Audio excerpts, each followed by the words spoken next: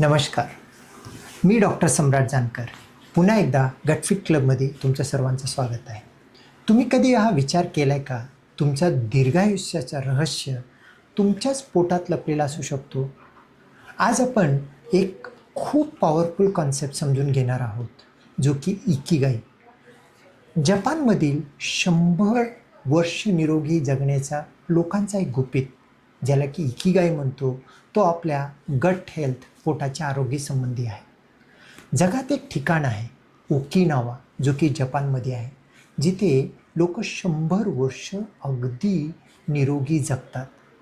पण फक्त ते जगत नाही, ते चालतात, बसतात, कामं करतात, हसतात आणि आनंदी राहतात. आणि सर्वात मोठी गोष्ट म्हणजे तिथं BP, sugar, diabetes, IBS, acidity, constipation खूपच कमी आहे. एक गॅस्ट्रोएंटरोलॉजिस्ट म्हणून जेव्हा मी हे इकिगाईबद्दल वाचलं, जो पुस्तक समजलं, तर मला असं वाटलं ह्याबद्दल तुमच्यासोबत पण शेअर करावं. तेव्हा मला एक गोष्ट स्पष्ट दिसून आली. दीर्घायुष्य लोकांचं गट हेल्थचं गुपित आहे आणि त्यांचं निरोगी राहणं हे गट हेल्थसोबत रिलेटेड आहे. इकिगाई म्हणजे नेमकं काय? आपणाला काय आवडतं? आपल्याला काय गोष्ट चांगली वाटते आणि जगाला त्याची काय गरज आहे? त्यातून आपणाला काय भेटतं? ह्या सगळ्या गोष्टींचं एकत्र जर करता जो येतं, त्या बॅलन्सला आपण इकिगाई म्हणतो. जसे की माझं इकिगाई आहे सर्वांना गट हेल्थबद्दल सांगणं आणि त्याची एक लोकांना पटेल ह्या भाषेमध्ये, सोप्या मराठीमध्ये ह्या महाराष्ट्रीयन मराठी लोकांना समजून सांगणं. तसंच प्रत्येकाचं इकिगाई राहायला हवं. पण मग ह्या पोटाशी याची काय संबंध? जेव्हा काहीतरी आपल्याला पर्पज असतं, तेव्हा आपला स्ट्रेस किंवा ताण तणाव कमी होतं. ज्यावेळेला आपल्या बॉडीमध्ये स्ट्रेस असतो, त्यावेळेला बरेच काही ॲड्रिनॅलिन, कॉर्टिसॉल हॉर्मोन खूप जास्त सिक्रेट होत असतात. त्यामुळे डायजेशन मंद होते, ॲसिडिटी वाटू लागते, IBS होतं, कॉन्स्टिपेशन होतं, एकंदरीत पोटाचे खूप सारे त्रास होतात. मग तुमची इकिगाई शोधणं म्हणजे काय? असं म्हणू का की आपलं पोट शांत करणं म्हणजे इकिगाई शोधणं आहे? असंच देखील आपण म्हणू शकतो. ओकिनावामध्ये एक नियम आहे. काय आहे नियम? त्याला हारा हाचिबू म्हणतात. हे जापनीज वर्ड आहे. म्हणजेच काय? पोट 100% भरायचं नाही, 80% भरा. आपण काय करतो? घे ताट, पूर्ण पोट भरून खाऊ, पूर्ण प्लेट घेऊ, बफेट असेल तर रिपीट खाऊ. मग काय होतं? पोट फुगतं, ब्लोटिंग होतं, कॉन्स्टिपेशन होतं आणि गच्च नरड्यापर्यंत येण्यापर्यंत आपण खाऊन पोटाची पूर्ण वाट लावून टाकतो. दररोज 20% जर कमी जर करता खाल्लं, एक जेवण स्किप करण्याचा आपण एक निर्धार केलं, आपलं डायजेशनला सुधारणा होते, गटचे प्रॉब्लेम कमी होतात. आणि असंच लोक म्हणत नाहीत की उपवास तपास करायला पाहिजे, कारण त्यावेळेला सुद्धा हे कळून होतं की आठवड्यातून 1 दिवस आपल्या पोटाला जर का आपण आराम दिलं, खूप चांगलं राहू शकतं. ओकिनावामध्ये डाएट कसा असतो? तर ते भरपूर भाज्या घेतात, फळं घेतात, साखर अगदीच कमी.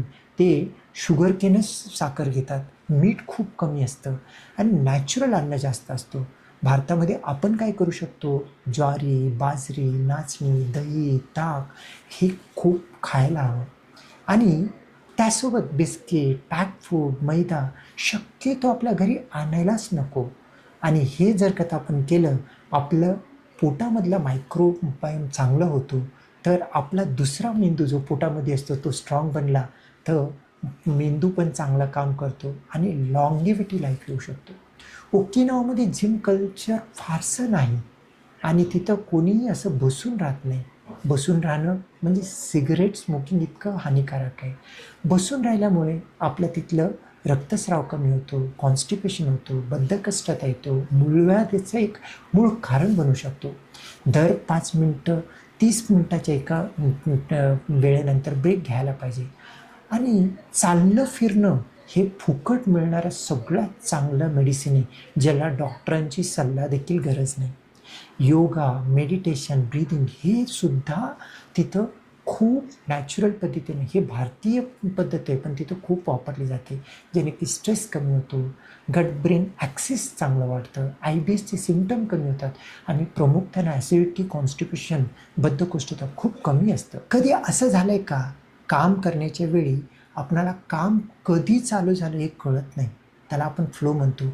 आम्ही सर्जरी करत असताना झोप कळत नाही, सर्जरी झाल्यानंतर कळते की एक खूप थकवा आलेला आहे आणि हे एक फ्लोमध्ये आपण करतो.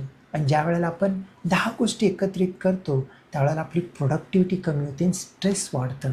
त्यामुळे तिथली लोकं एक फोकस गोष्टीवरती काम करतात आणि खूप प्रोडक्टिव्ह असतात. म्हणूनच जगामध्ये सगळ्यात जास्त कामाची लोकं आणि श्रीमंत लोकं आणि चांगले लोकं जापनीज म्हणता येतात. लाईफमध्ये येणारा प्रॉब्लेम कितीही काही असं नका, त्याला आपणाला ॲडॅप्ट होणं गरजेचं आहे, त्याच्यामधून मजबूत होणं गरजेचं आहे आणि काही शिस्त पाळणं गरजेचं आहे आणि आपलं खाण्यापिण्यावरती लक्ष ठेवणं गरजेचं आहे आणि आपल्या शरीराचं हालचाल दैनंदिनरित्या चांगलं ठेवणं गरजेचं आहे. मित्र बनवणं पण तितकंच गरजेचं आहे. हसणं आणि आपल्या समाजामध्ये चांगलं राहणं, लोकांसाठी आपण काही चांगलं करणं, हे सगळं करणं गरजेचं आहे. आणि ह्या गोष्टीमुळे तुमचा ताणतणाव कमी होतो आणि तुमच्या शरीरामध्ये हार्मोन बॅलन्स होतं, डायजेशन इम्प्रूव्ह होतं. म्हणूनच आजार जे काही पोटासंबंधित आहेत ते खूप कमी आपल्याला दिसून येतात. हा कन्सेप्ट म्हणजे चालणं, जे की सूर्याच्या किरणांसोबत चालणं आणि नॅचरल गोष्टींमध्ये राहणं, ह्या गोष्टींमुळे पण आपलं मेंदू शांत राहतं. मेंदू शांत म्हणजे पहिला मेंदू शांत, तर दुसरा मेंदू जो पोटामध्ये असतं गट, तो सुद्धा शांत राहतो. इकिगाई हा काय फक्त फिलॉसॉफी नाही, हे एक जीवनशैली आहे. लक्षात ठेवा 4 मुख्य गोष्टी आहेत. 80% खा, पोट भरून नका खाऊ, चालत फिरत राहा, शक्य असेल शिड्या चढा, जिथं शक्य असेल तिथं लिफ्ट अवॉइड करा, नॅचरल अन्न खा, पॅक फूड खाऊ नका आणि एक काहीतरी मोटिव्ह ठेवून काम करा, जेणेकरून तुमची लाईफ सुरळीत आणि चांगली जाईल. जसं तुमचं पोट साफ असेल तसंच मन शांत राहील आणि जेव्हा मन शांत होईल तेव्हाच तुमचा एक लाईफमधला इकिगाई तुम्हाला सापडेल. जर तुम्हाला ॲसिडिटी, IBS, कॉन्स्टिपेशनसारखे त्रास असतील, गॅस्ट्रो क्लिनिकमध्ये जा आणि दाखवा. हे सगळं करण्यापेक्षा मला असं वाटतं की तुम्ही बहुतेक लोक आपल्या इकिगाईला बघा, नॅचरल गोष्टी खा, जंक फूडपासून दूर राहा आणि रोज थोडा का होईना मेडिटेट करा, चालणं फिरणं करा, शिड्यांचा वापर करा. असं जर कथा केलं, कदाचित गॅस्ट्रो चौपडीमध्ये कोणाला जाण्याची गरज नाही.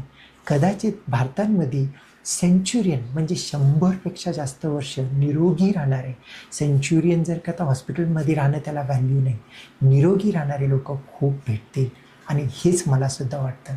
तरी हा व्हिडिओ आवडला असेल तर कमेंट बॉक्समध्ये कमेंट करू शकता, व्हिडिओ शेअर करू शकता आणि आमच्या गटफिट क्लबला सबस्क्राईब करू शकता. धन्यवाद.